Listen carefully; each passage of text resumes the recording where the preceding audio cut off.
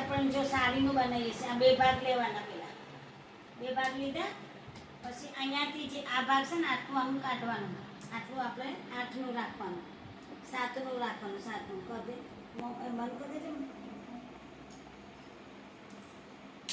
જો આ ડબલ કરવાનું એટલે આ 4 ભાગ થઈ ગયા અને આ 2 ભાગ રહી ગયા, બરાબર. અને પછી એની લંબાઈ લેવાની 34ની. લે આખું લઈ લે, આ 34ની લંબાઈ થઈ ગઈ, બરાબર. આ 4 ભાગ લીધા અને આ 2 ભાગ, 4 ભાગ એટલે કે આ 2 ભાગ અને 2 ભાગ નીચે એટલે 4 ભાગ થઈ ગયા. અને જે આ કાપડ છે ને સીધું કર, પછી આ ખૂણો હોય ને આપણને એ ખૂણો આને અડાડવાનું છે. જો અહીંયા અડાડી દીધું પછી અહીંયાથી સીધું આપણને લેવાનું છે.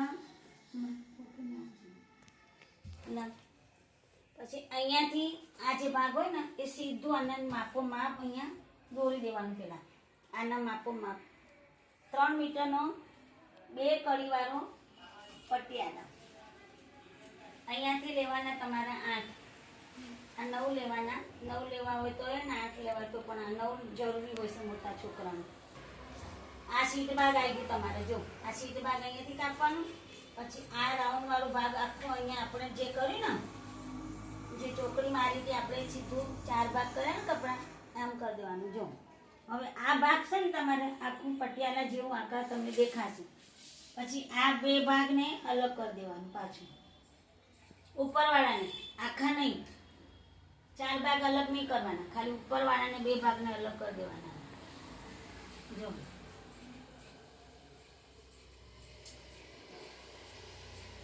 આ 2 ભાગ અલગ કરી દીધા ને, આ લઈ લે, આમ ઊંચું કર, આ બાજુ પકડ, આમ આમ પકડાય ખૂણો, અને પેલું ખેંચ થોડું. અને આ પછી છે ને 4 ભાગ કર્યા હતા ને જે, તે ખોલી દેવાનું, આમ ખોલી દે. અને આ ભાગ અહીંયા જોઈન્ટ કરી દેવાનો.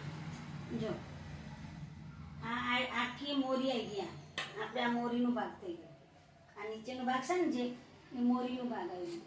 અને અહીંયાથી બધા સર આવી જશે. જો હું ચપટીઓ લઈ લઉં, આ બધી ચપટીઓ આવી જશે એટલે તમારો આકાર ગોળ બની જશે. જો આ સીમી પટિયા, આ છે ને આપણને 2 કડીવાળું પટિયાલા કહેવાય. એક જ બાજુ એક જ બાજુ પકડાનું.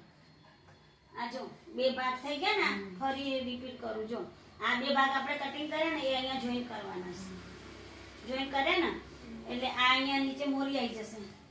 અને બધી નાની ચપટીઓ લેવાની છે આખા ગોળમાં. એટલે આ આકાર છે ને આખું ગોળ તમારો રાઉન્ડ બની જશે. નાની ચપટીઓ લઈ લેજે, થોડી થોડી નાની લઈ લે.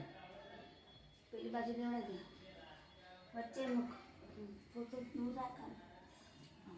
જો આ પટિયાલા 2 કડીવાળો પટિયાલા તમારા, અને ઉપર લેફો લગાવવાનો છે, બરાબર.